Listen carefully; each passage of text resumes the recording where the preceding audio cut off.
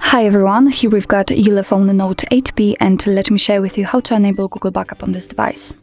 So first of all, we have to enter the settings, and now let's scroll down to the very bottom and tap on System. Now let's tap on Backup option.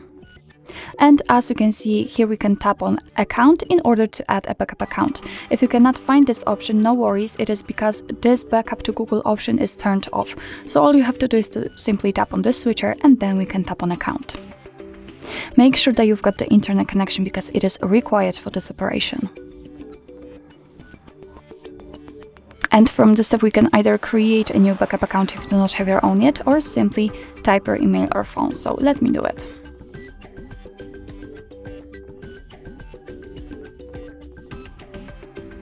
Okay, let's tap on Next or on this arrow on the keyboard.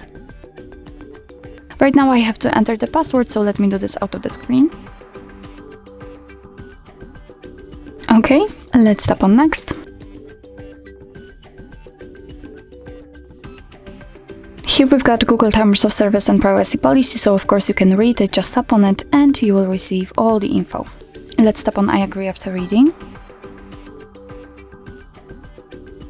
Here we've got the backup and storage info, so here your device is telling you that it will back up apps and apps data, call history, contacts, device settings and text messages.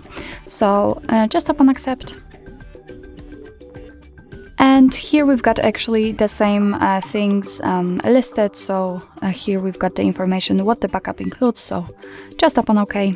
And as you can see, we just successfully added our backup account to this device, so it means that from now on all the content will be stored on the Google Drive. So actually this is it. This is how to enable, how to add a Google Backup account in your ULEFONE Note 8P. Thank you so much for watching. I hope that this video was helpful, and if it was, please hit the subscribe button and leave the thumbs up.